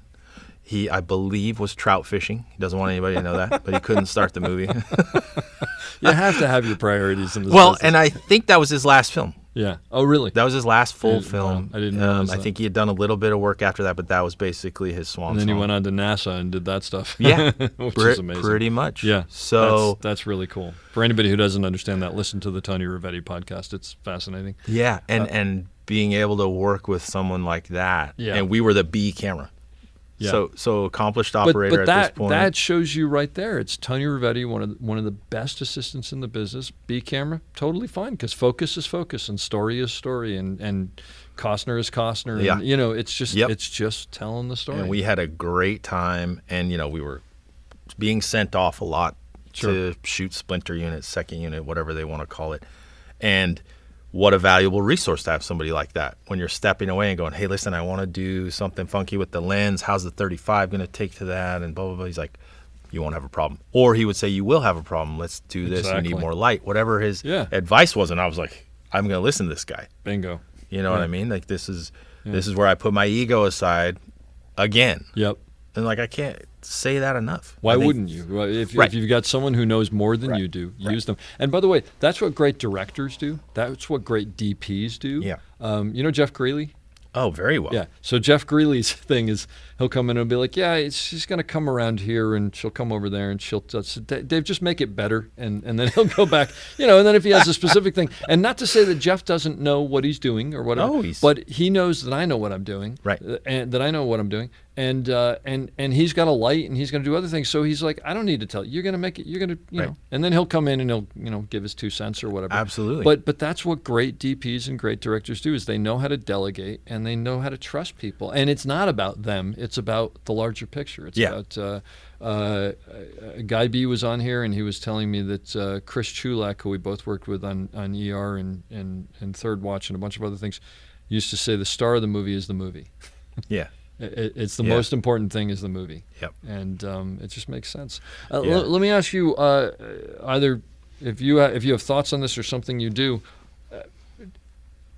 for younger operators, you're working all the time, right? For younger operators who maybe work and then may have some time off and they're trying to learn, what do you, when you were younger, what do you do in between to try to hone your craft, to try to? It's hard because I don't know what, as a conventional operator, non-Steadicam, whatever title you want to get, there isn't a lot of practice out there. Yeah. I know Steadicam guys do like to put the vest on and work on skills that up the stairs, down the stairs, whatever those things are. For all your other operating, there isn't a lot you can do. I mean, they're not going to just drop a 50-foot techno crane off at your house so you can goof off. No, there's that, and that's the technical aspect of it, which is actually, I mean, there are, for anybody listening, if it's slow, like it might be right now, you can actually call up, the crane places. You and can go, hey, now. can I come by and just play around on the wheels? And sometimes they'll say yes. I mean, if they have time. Yeah. But the question I guess I'm asking more is, do you watch movies and look for frames as inspiration, or do all you the take time photography? All the time. I mean, I look at photographers I respect, guys like Todd Hito. He's kind of a modern photographer, brilliant stuff, compositions, lighting, and then I watch a lot of movies. When you're watching them, are you looking for that, or you lose it because you're in the story? No, I'm always looking. I mean, I just rewatched 3 Days of the Condor. Oh yeah, God. And you're like, okay, when I look at people whose composition and storytelling just to this day blow me, Owen Roisman, just can't. A genius, an amazing cinematographer. And the frames in French Connection and 3 Days of the Condor, it's just incredible movies. So I watch a lot. I watch a lot of modern stuff to see what's cool right now, especially the stuff where I'm like, I didn't go to the theater because I didn't think that movie was for me, but it got a lot of attention, so I need to watch it. Just see what's working. Watch the shows that people are talking about. Like you mentioned The Bear. It wasn't a show a lot of people watched, but then through our community, word gets out of some things that Maloof did that are worth watching. Yeah, and Gary Maloof, the operator, who did an amazing job on that show and actually did a breakdown for me of season 1, episode 7, one take, 17-minute shot. That's the entire episode. That who was telling me? Were you telling me? Someone was telling me they watched it. Oh no, a buddy of mine was telling me that he loves the show. And when he watched that, and he's a filmmaker, when he watched that episode, he didn't realize it was a oneer until almost the end because it works so well. That's when you've done your job. Yeah. That's when you've done your job with a oneer where, look, now they're in vogue. It's like everything else we talked about, how it goes through. Extraction 2, which is fantastic. I mean, they did amazing work, but they... Technically, you also are aware of it because some of the things that happen are so... big, impractical. Well, just impractical. Like, you're not going to run on the ground in the prison and then somehow end up on a bridge, walk over the guard's shoulder, and then drop down on the top of a pickup truck. That, so you're taken out of it. I think when Children of Men did the first one, wow, you're not paying attention to it because the story is so terrifying and compelling. Absolutely. And then you were like, wait, they haven't cut. What happened?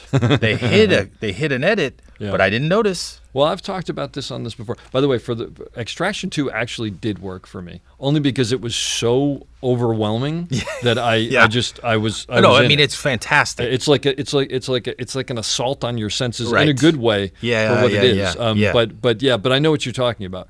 But the one that I've talked about it before here, 1917. Like, I went into 1917 going, all right, I know I'm not going to enjoy this movie just because I'm not going to be able to like just get lost in it and whatever.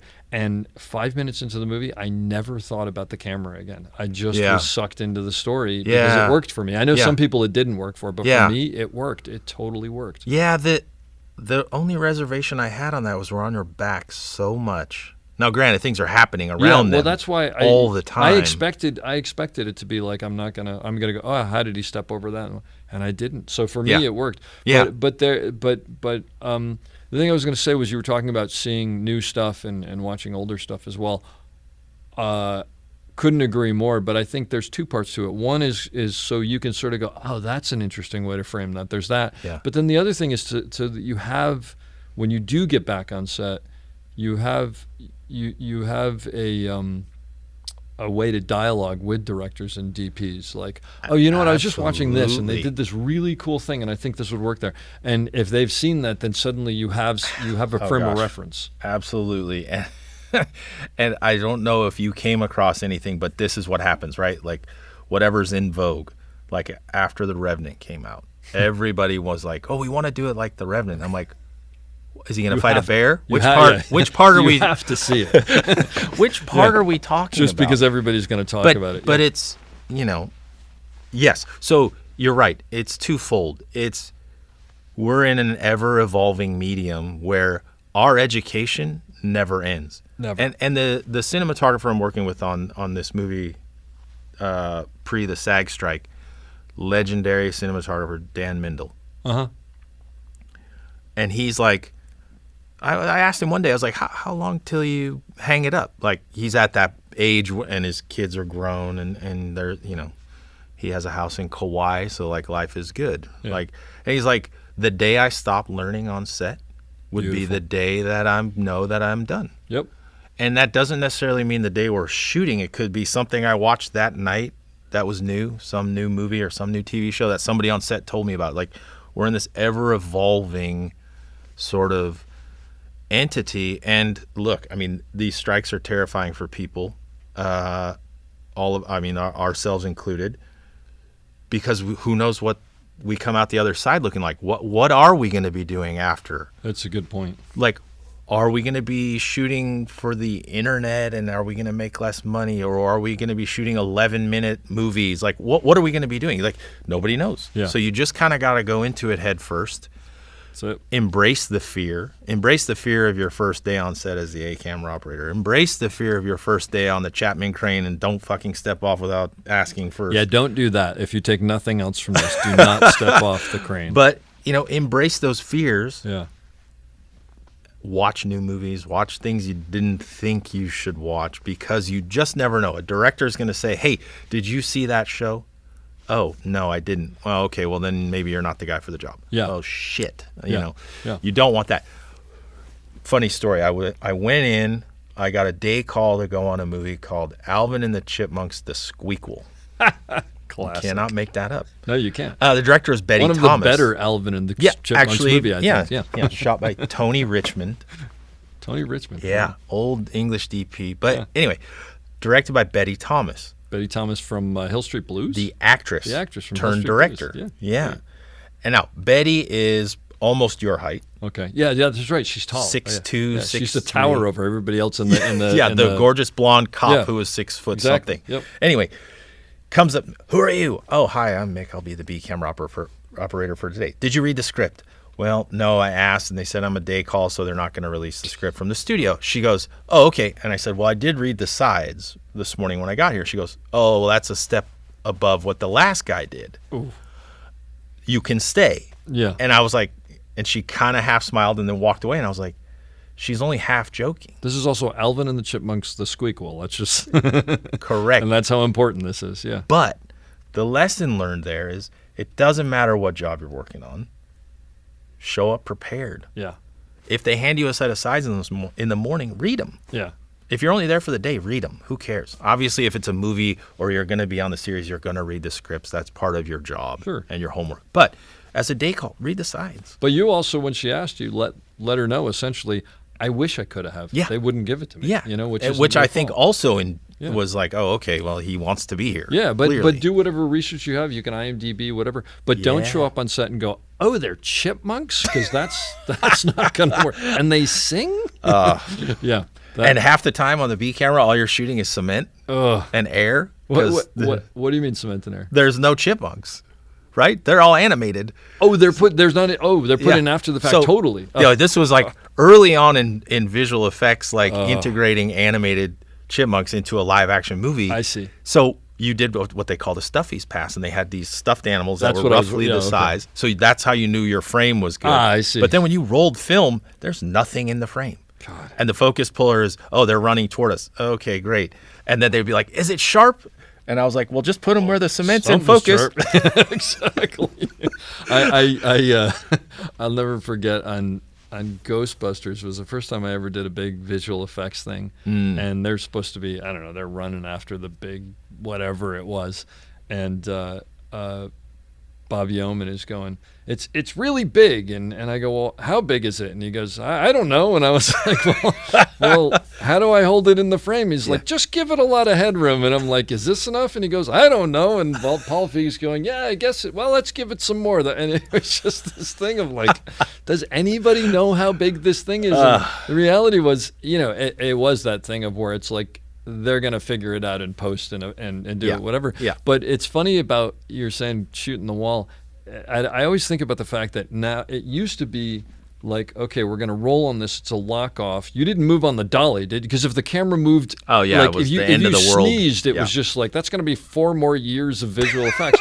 And now they're like, did you roll? And you're like, I think I rolled. And I'm like, it doesn't really make a difference if you rolled. We're going to build it. I mean, it's like, nothing means anything anymore. It's incredible how much it's changed. Yeah. The medium's changed, and that's where I say, I think, like, do your homework as much as you may not want to. You got to watch some of these superhero movies. It's exactly like, right. You have to be kind of up on all of that stuff, and that's the, when you say like advice for young operators, obviously the younger people won't have as much a problem of watching what's current. Probably not. But go back and watch what's older. Watch the classics. We're doing a movie right now where the 2 leads are under. I mean, the lead actress is under 30. The lead actor is probably 30 or 31 years old. And you start mentioning older films that are dating ourselves. They've never seen them. They never even heard of them. I worked one summer at an overnight camp that my kids were going to because my younger daughter wasn't old enough to be in camp. There's a whole big story behind it, whatever. So I realized that if I worked there, I could stay there, and she could stay with me and have time in the camp. And so they got me a job on the tech crew, and my boss was 20, and his assistant, who was above me, was 19, and I was 46 at the time. And I had the greatest time. It was fantastic. But the thing is, the reason I mentioned this is, his assistant came to me one day and he goes, I haven't seen classic movies. I'm going to get the AFI 100 thing.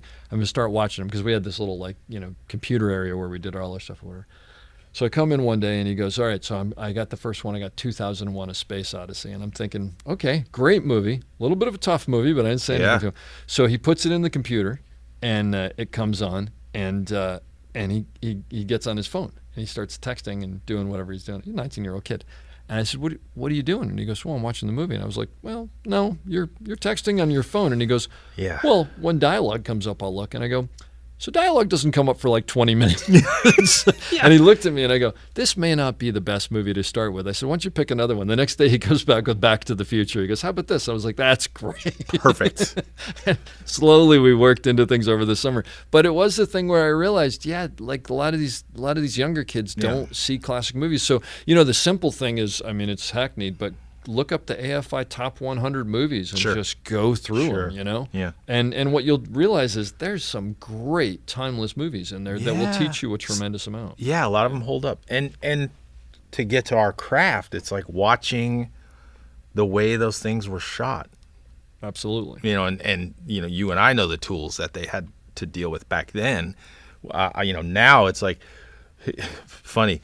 We're shooting 35 on this film, and 35 mil. Get film when you're shooting film how cumbersome the camera is after doing an entire movie on like tiny little cameras where you could put them literally anywhere you want, and now all of a sudden you're like, how do we get the camera right there? Yep. We got to take the door off, take the seats off. You're like, oh, this is so Yeah, if only we could. Yeah. you forget. And Yeah. it's great because now we're like rethinking and retraining ourselves. Yep.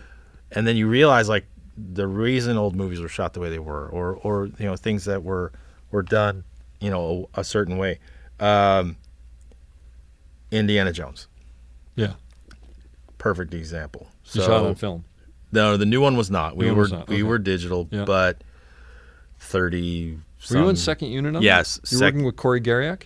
So Corey was the C camera operator, Splinter DP Okay. on main unit because he Gotcha. used to be Faden's gaffer. Yes, no, I know. We went to high school together. Oh, fantastic! Yeah. Wow. As a matter of fact, the first quote Wow. unquote feature I ever worked on was a horror movie in upstate New York called Crawdaddies. I was the first AC and the second AC and the loader on the 16 millimeter film that Corey was the DP on. Oh, fantastic! And yeah, we Fantastic. met them. Yep. So I think, you know, Faden likes having him around because they can talk about lighting, but then he can also say, oh, shoot inserts of the Go do computer this, yeah. or whatever while we go off. But no, Patrick Longway, a DP that I work with Sure. a lot, was shooting the second unit. Yeah. So when they were going to Morocco, he's like, I need you to come to Morocco. Like, they did most of the movie in the UK with an English crew, so he couldn't bring me there. But he told production, if they want things to go well in Morocco, I really need my guy to come. There's a big arm car sequence and Yeah. things that I'm a little more proficient at than the people he had. Yeah. So we went, and it's funny because you read the reviews, and the movie got kind of panned, and I get it, you know, for being a little more synthetic because it's modern and there's CG involved. Yeah.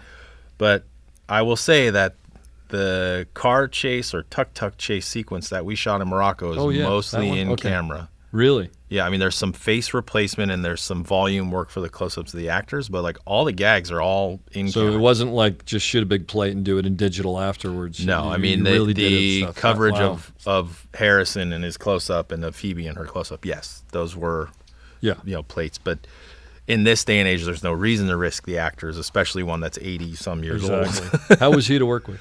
He's fantastic. That's a bucket list kind of thing for me. I mean, Absolutely. Yeah. Well, going back to the Costner thing, when you first work with someone like that, who you grew up with watching his movies just like I did, is it? He's like Tony told you. No, you go tell him. You're the operator. I still can't. He's been here for 2 weeks. And I still like. Yeah.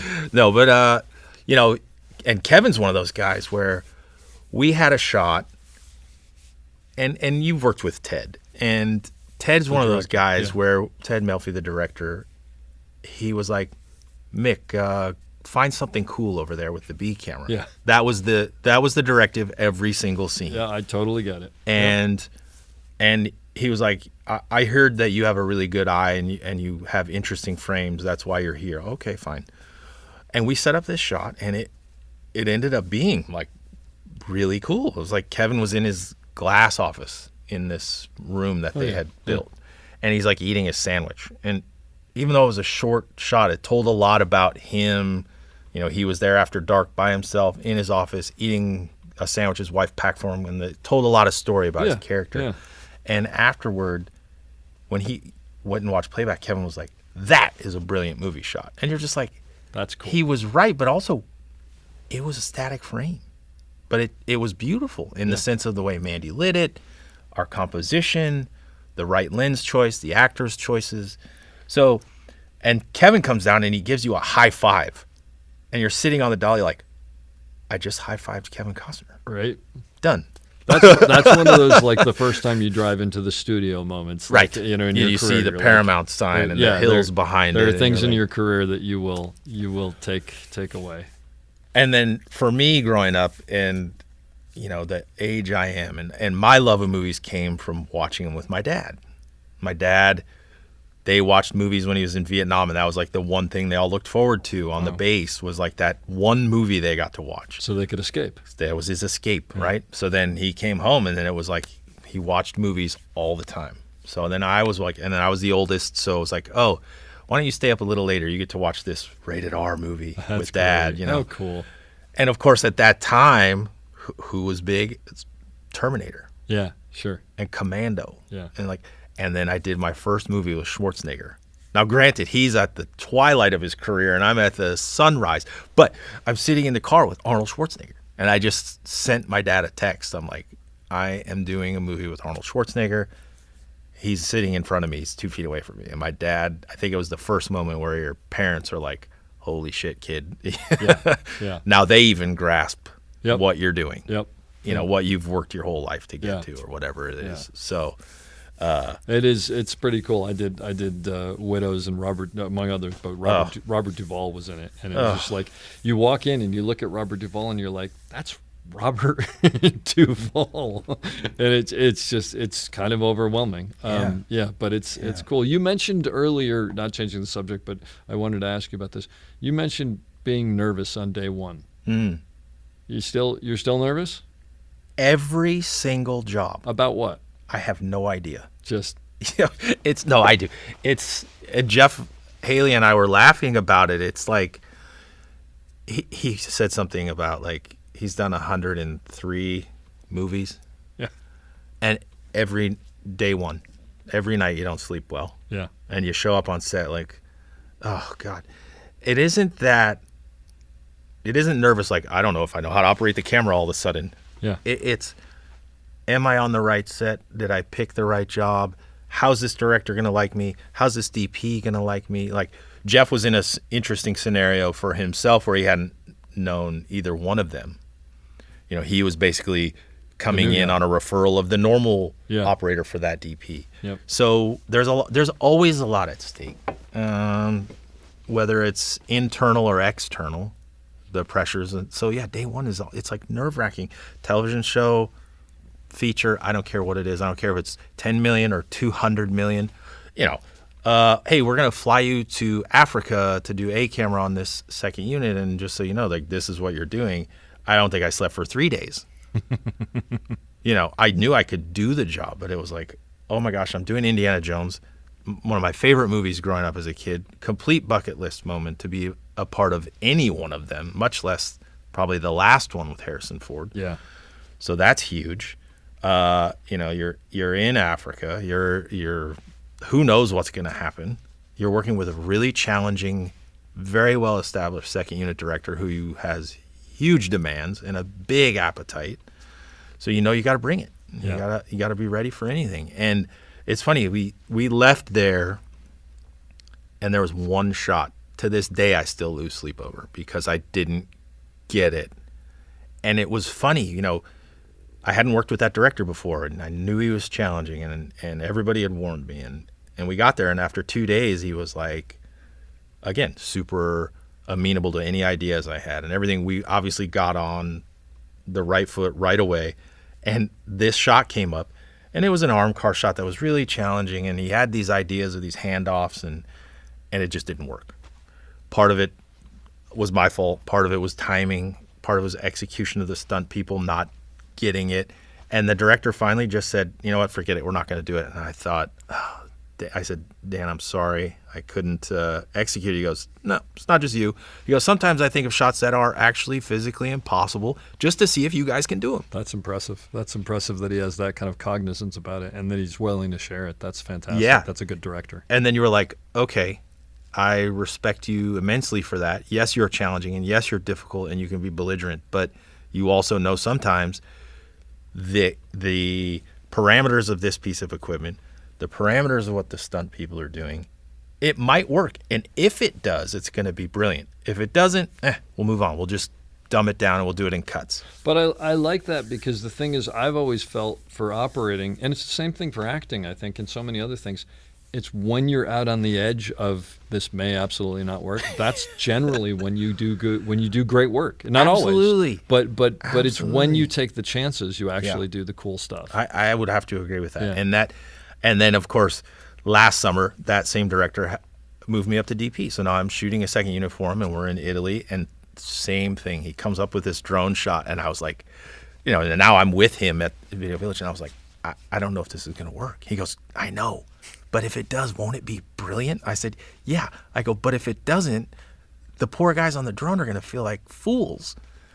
I said, we got to tell them. And he goes, you think they don't know? Yeah, and I was like, okay, you're right. I mean, we flew them over there. Of course they knew. Sure. Yeah. They're some of the best around. Of course they know. They're like, you could tell they were all like, you could see the whites of their eyes when he's describing the shots. And did it work?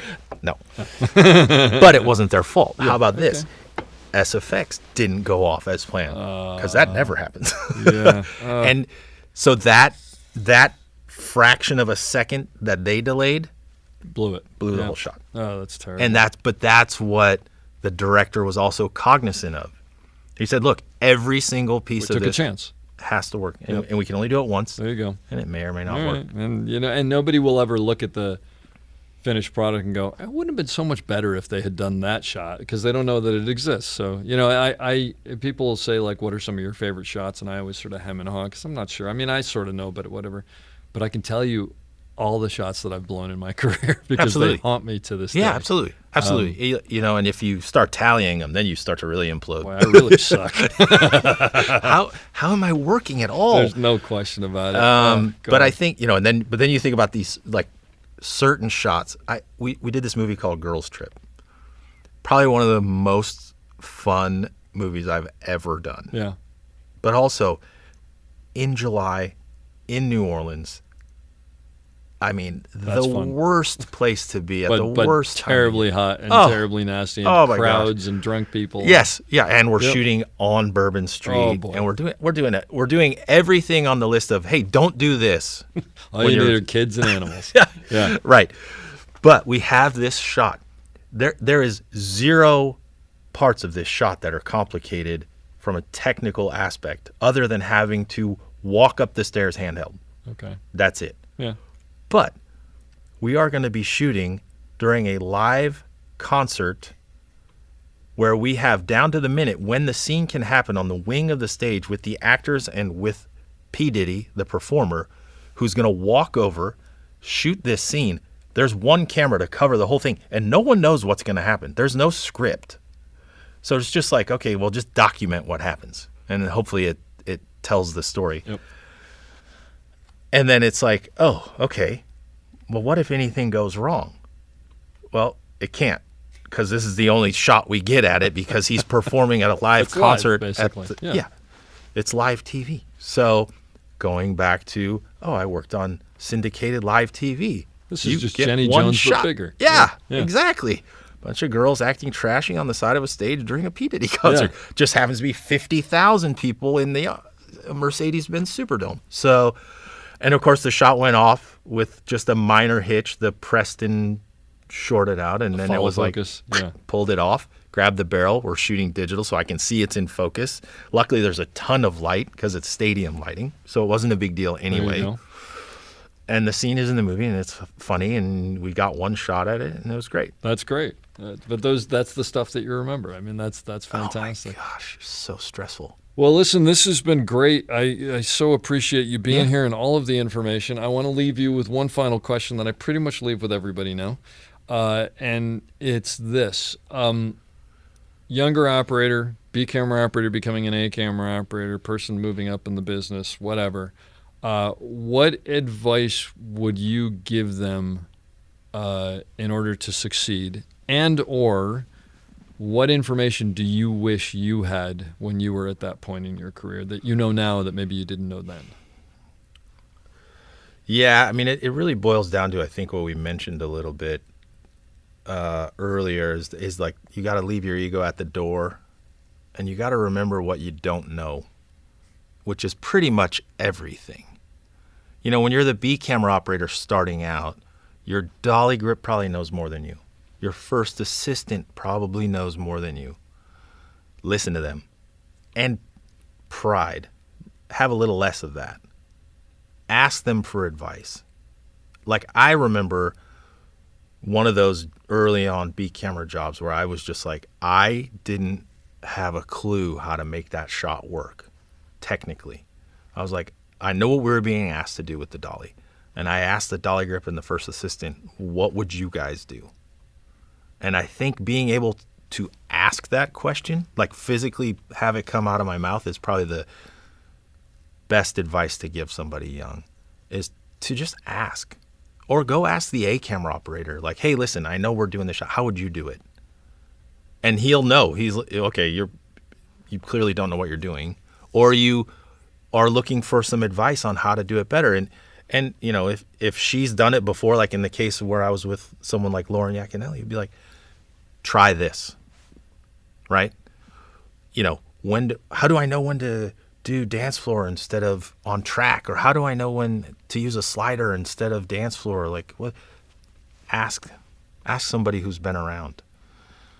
Because the inverse eventually will be true, and people are going to start asking you for advice or ask you to be on their podcast and talk about your experiences. And the only way to get there is through the hive mind of what this business is. And I think that's the beauty of it, is at any one point when you're on set, when you're young, there's probably a couple hundred years of experience standing around you that you can lean on heavily. And for the most part, everybody's here to help. That's why they're working, because they're nice and they're helpful and they have a lot of experience. And even to this day, I still ask. I'll ask the B camera operator, if there's somebody like on a set where I'm on a movie like right now with Jeff Haley, and you've got two operators with probably about 50 or 55 years of combined experience between the two of you, we still talk to each other about stuff. Like, hey, how did you do this? Or how would you do that? Or like, mimic mode. What do you like about it? Which head works best for you? And we're starting to talk about new equipment with older operators, and there's still so much to learn. So I think, when you're young, just know what you don't know and look for advice from people, or listen to these podcasts, or go to the SOC website, or go find information that's out there, or hell, look us up in the book. I don't care. I've gotten emails. I've gotten text messages. I got a phone call about a year and a half ago from an A camera operator on a show who was really struggling with a first AD. And he looked the AD up and he saw that I had done a few jobs with him. And he called me and he said, how do you deal with this person? And I said, well, what's going on? And he told me. And I said, well, here's the best way to handle this individual. And then here's how to handle that situation going forward, so that you now have those tools, so you don't have to rely on somebody else like me, maybe not answering the phone. But it's great when you can do that. And that's a resource. Like, he called me. I answered the phone. I'm like, hey, man, how's it going? What's happening? I just thought he wanted to chat. No idea why he's calling me on a Friday night. But he was having a really hard time. And he's an established A camera operator, but he had run into a hurdle he hadn't experienced before. So know what you don't know and lean on the people that do. I hope you enjoyed that as much as I did. We'll be back soon with another great episode. Don't forget to check us out on theop.io for all sorts of information on operating and storytelling. So thanks for listening and have a great day.